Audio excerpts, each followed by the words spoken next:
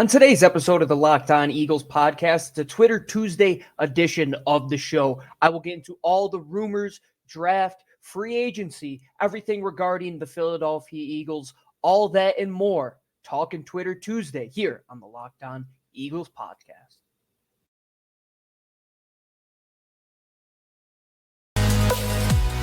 You are Locked On Eagles, your daily Philadelphia Eagles podcast. Part of the Locked On Podcast Network, your team every day.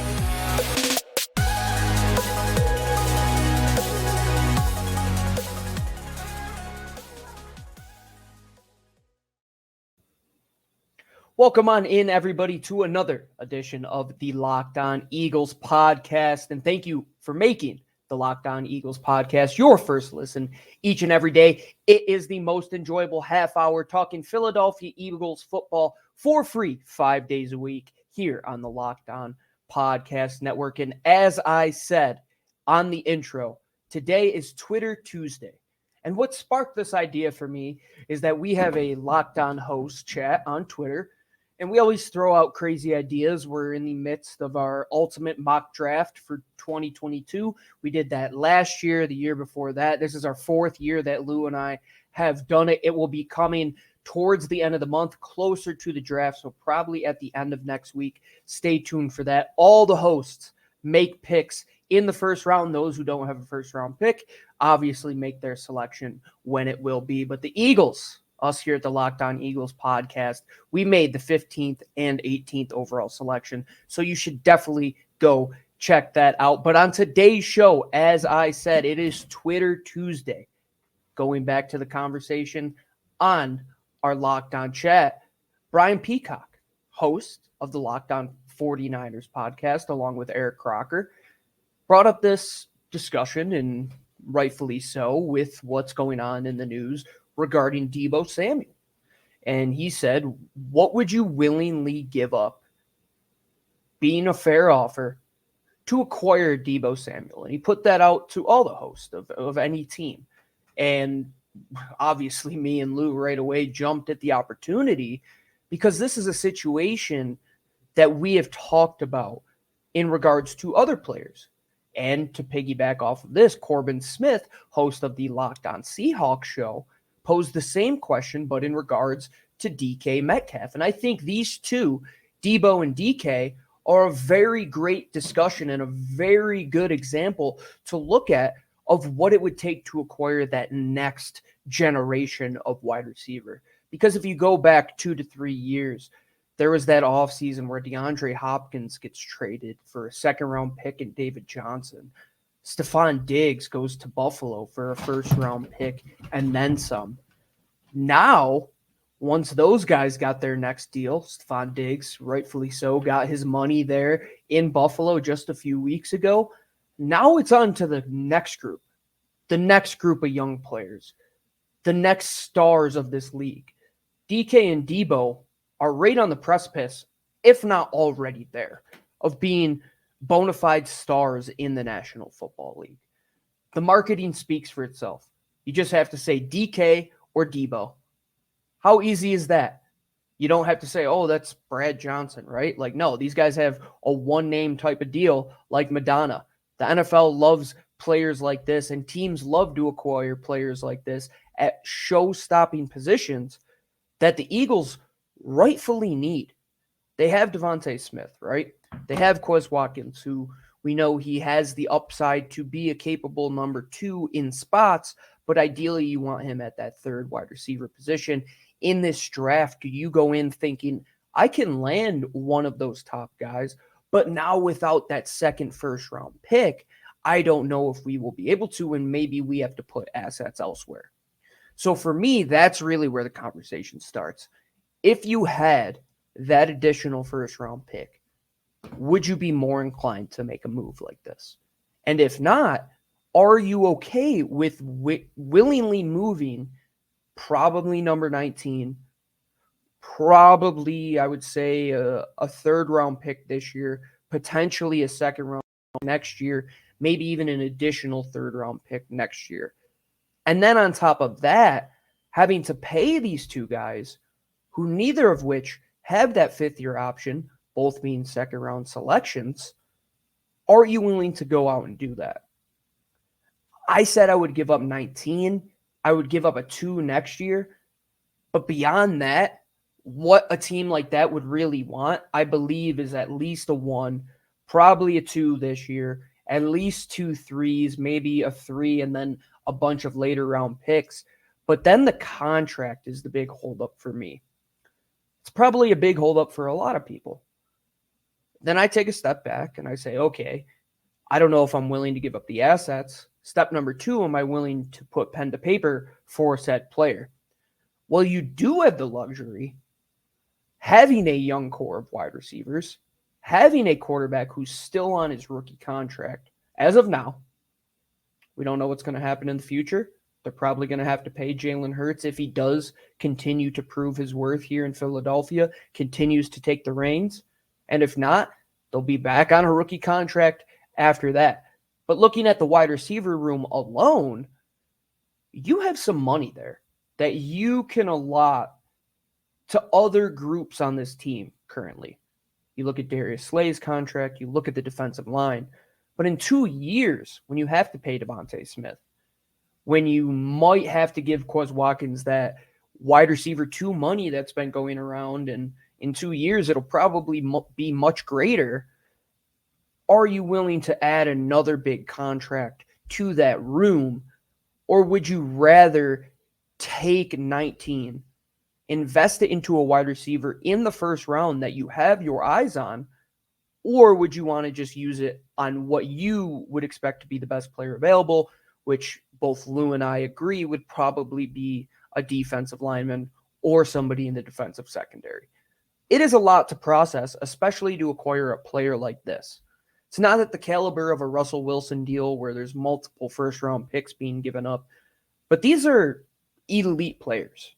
And I don't throw that word around a lot. I know I mentioned Kyle Hamilton in that discussion the other day because I believe that. I believe he's an elite safety.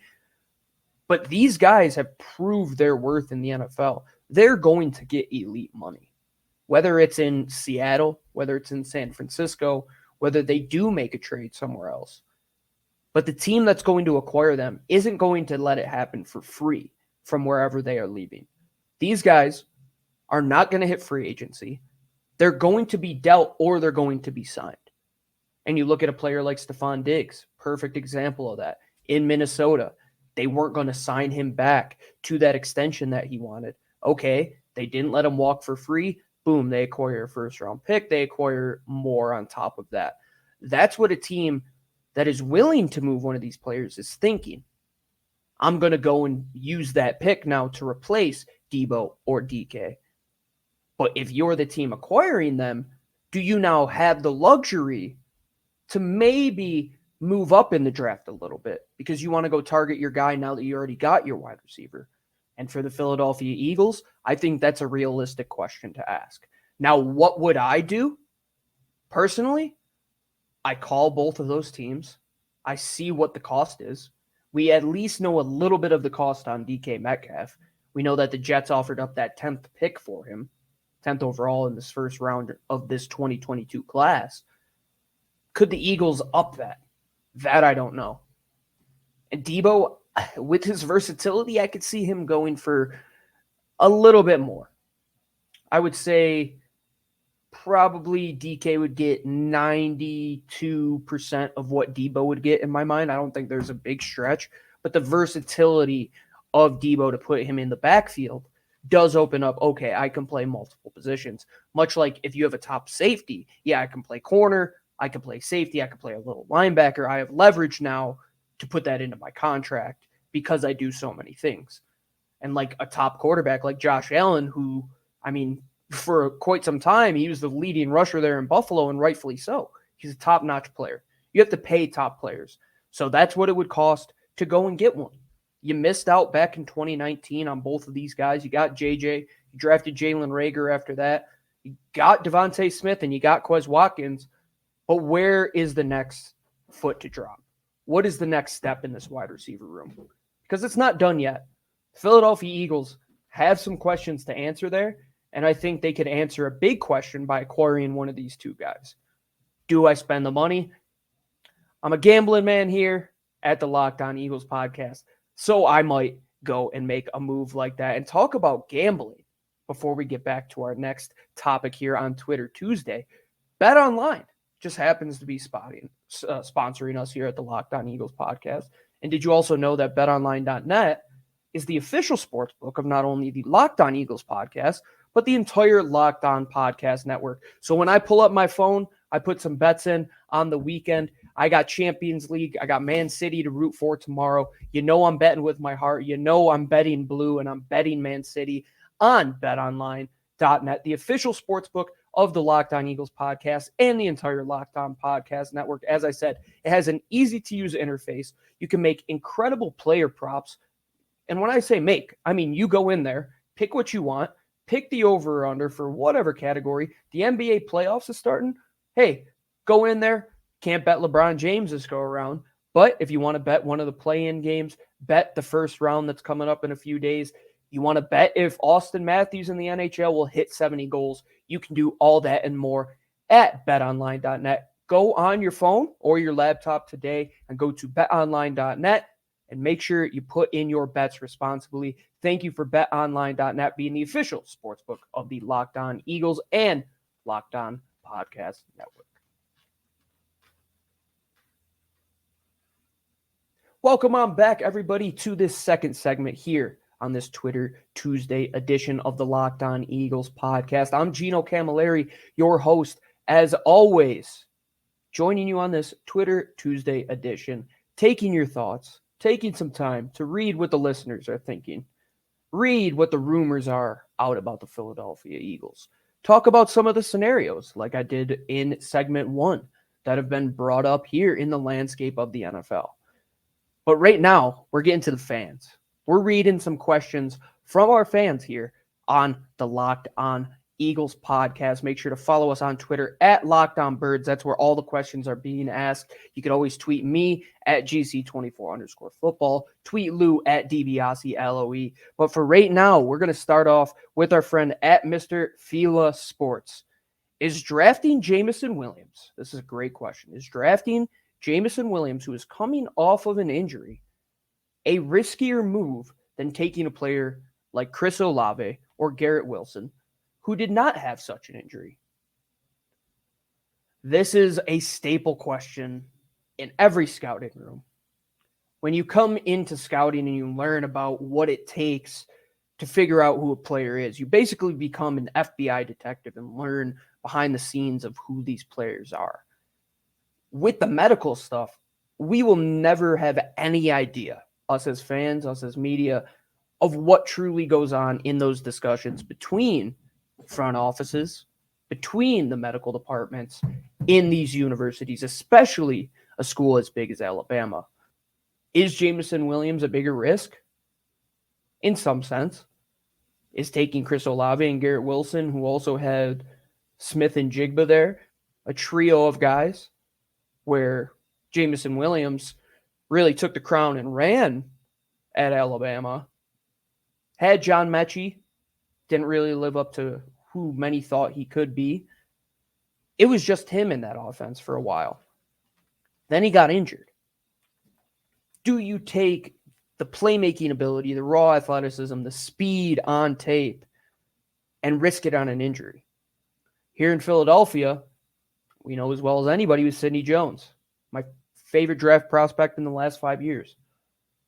Had one of the most devastating injuries in such a freak fashion at his pro day, backpedaling, tears his Achilles. That's bad. Happened to David Ojabo. Thought that would be a great pick for the Eagles. That comes with a risk now.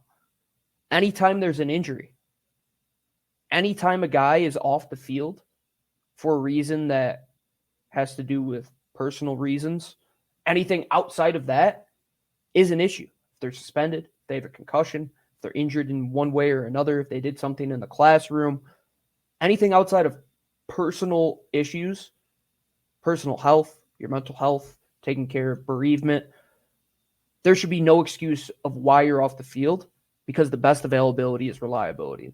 Now you can't knock a prospect's film when he is out there because of that injury. And that's the double-edged sword. That's where you kind of have to play devil's advocate. Okay, is this the right way to go? And taking a player who has a bigger question mark, maybe that's just slightly graded ahead of a player like Chris Olave or Garrett Wilson.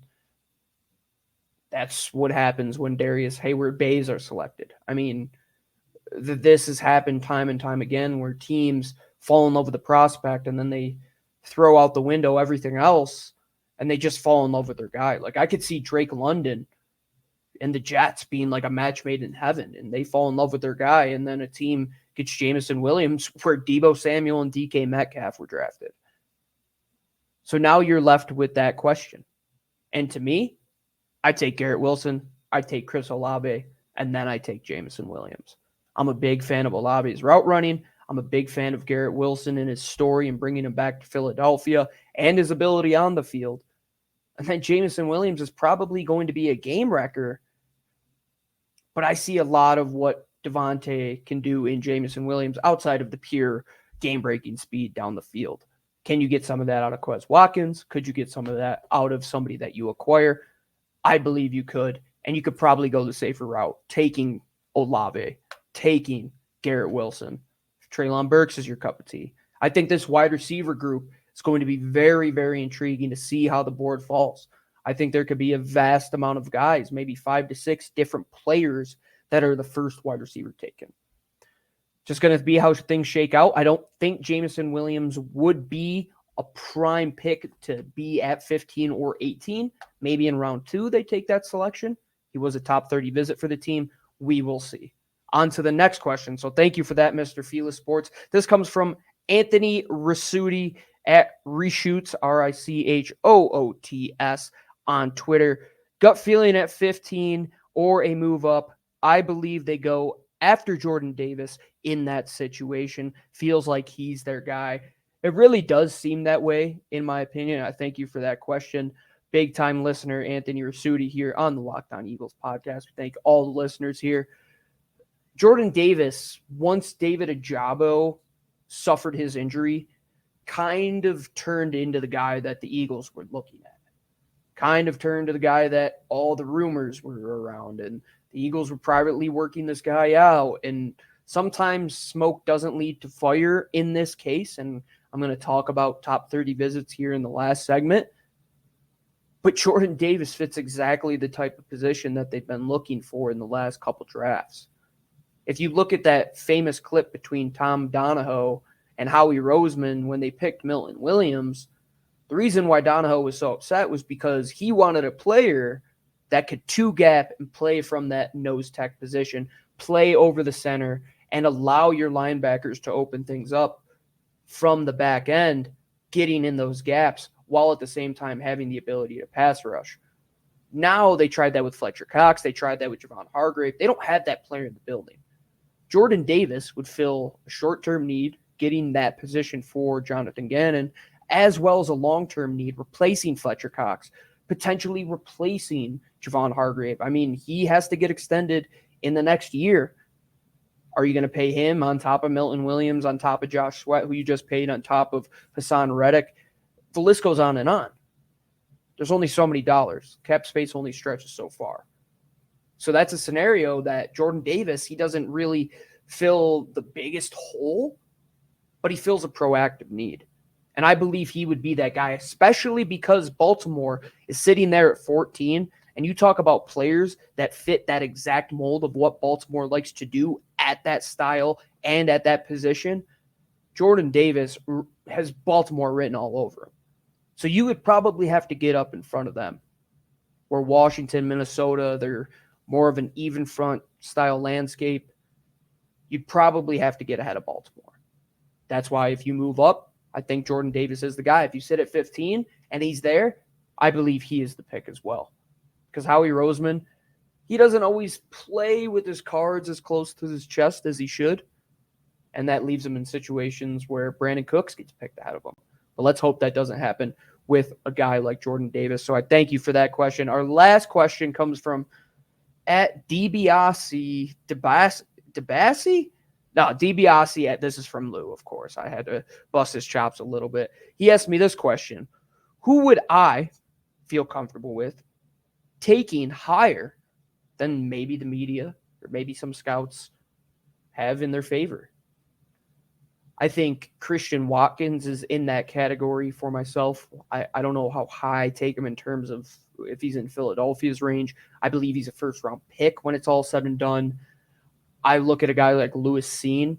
I could really see him being the second safety and not by as big of a gap as many think, maybe like 10 to 12 picks later, not as much as like Kyle Hamilton in the top 5 to mid-30s. I really do like Lewis Cine, and I think he goes higher, especially coming out of Georgia. Seems like all these guys are really getting the love.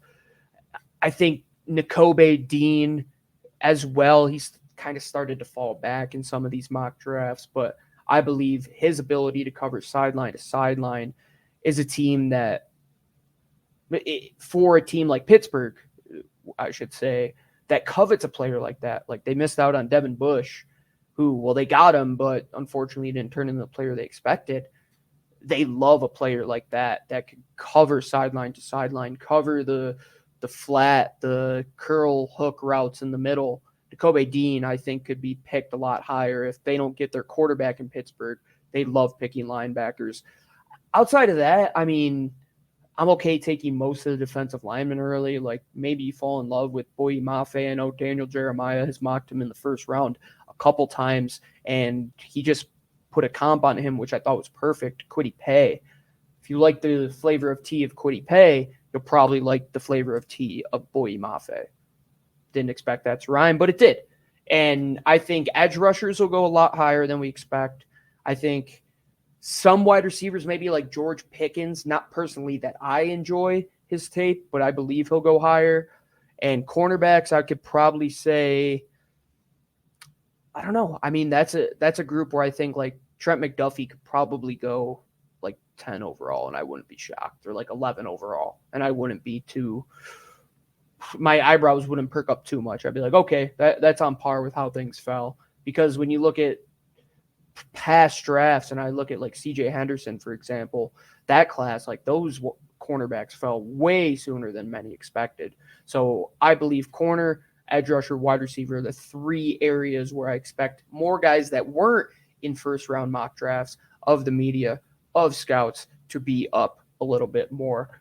So that'll do it for our questions. Thank you, everybody who asked. There were a bunch more, but we only had time for, half hour here on the Locked On Eagles podcast, but it's the most enjoyable half hour. And we thank you for making it your first listen each and every day. Thank you for joining us here on segment 2. We'll catch you on the flip side on segment 3. But before we do that, we have a message from our friends over at Rock Auto. With the ever-increasing numbers of makes and models, it is impossible for your local chain storefront to keep everything in their warehouse. And they probably only have a brand name, right? Like you go to the supermarket, you say, oh, there's Lucky Charms, there's the brand name. That's what they're going to do for you at your local chain storefront auto parts store. But go to Rock Auto today. Save time and money when you use Rock Auto. Why spend 30, 50, even 100% more, especially with how high gas is? Save yourself at rockauto.com so you could spend that money at the pump. It gives back to save yourself money. Go to rockauto.com because it gives back to a locally owned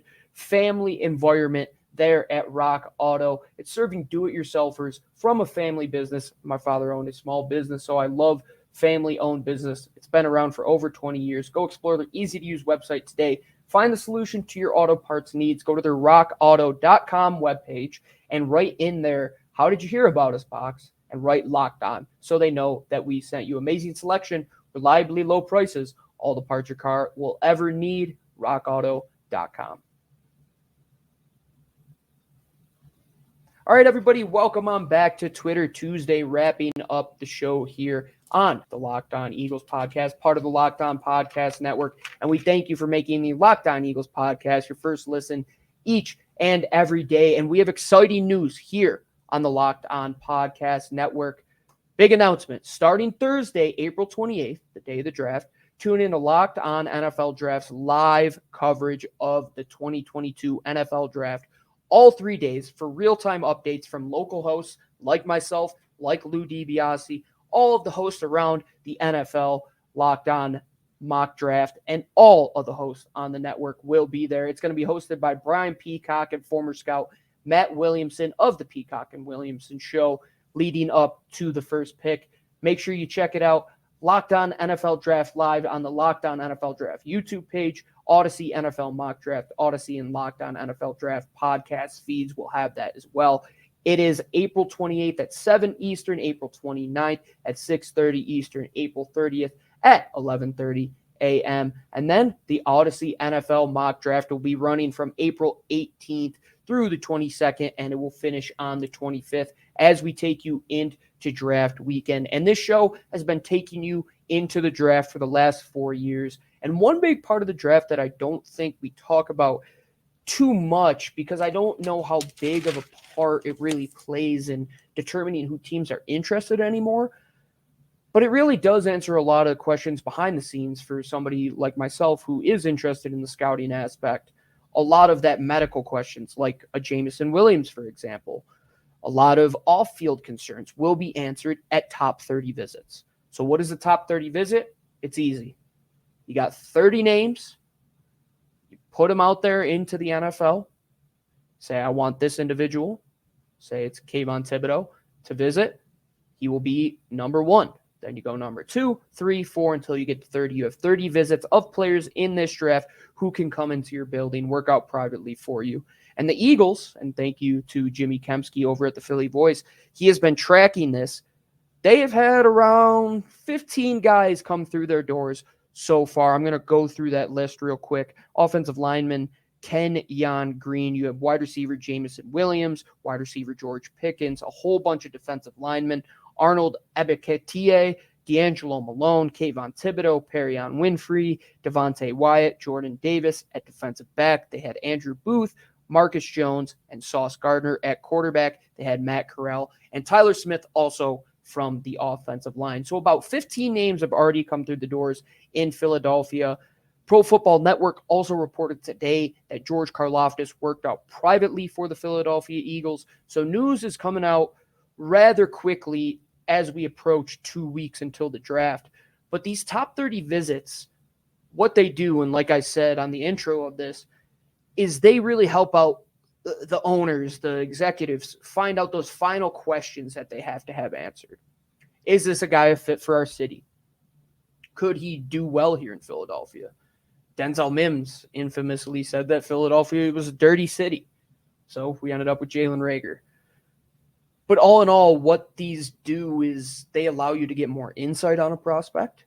It could be kind of like a bluff in poker. Like, let's say Kayvon Thibodeau's on the board, right? And he's there at 10, and you're saying, oh, they had him in for a top 30 visit. Maybe I'll trade up a team behind the Eagles to go up and get him.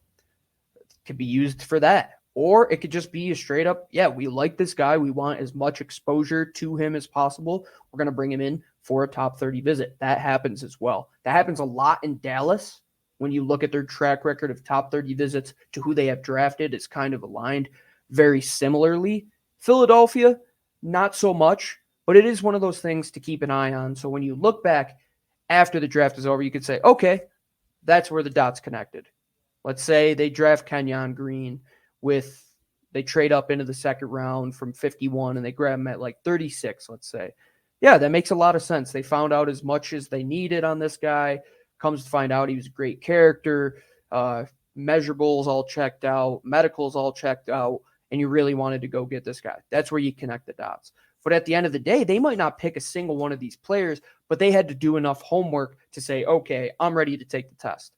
I'm ready for draft night, knowing everything I need to know about said prospect. And though it is nearly impossible, especially this year with the COVID year, having an extra bunch of guys being draft eligible to know everybody, we try to do it as much as possible here on the Locked On Eagles podcast. And we thank you for everybody who reached out for Twitter Tuesday. Hopefully we'll keep doing this during the offseason as we approach the draft. Make sure you keep tuning in 5 days a week to the most enjoyable half hour talking Philadelphia Eagles for free 5 days a week here on Odyssey, Spotify, Stitcher, SoundCloud, wherever you get your podcast. Make sure you watch the video on YouTube. I was watching myself on my 75-inch TV today. I don't recommend it. I don't look that great, but make sure you tune in one way or another. Throw us a subscribe, throw us a like. Make sure you follow us on Twitter at DiBiaseLOE. Follow myself at GC24_football. Make sure to follow our flagship Twitter account at Locked On Birds. Make sure you subscribe, like, favorite, everything you can. Interact with us on Twitter. We're always talking birds 5 days a week. Thank you for tuning in and making the Locked On Eagles podcast your first listen each and every day. I'm Gino Camilleri. Fly, Eagles, fly.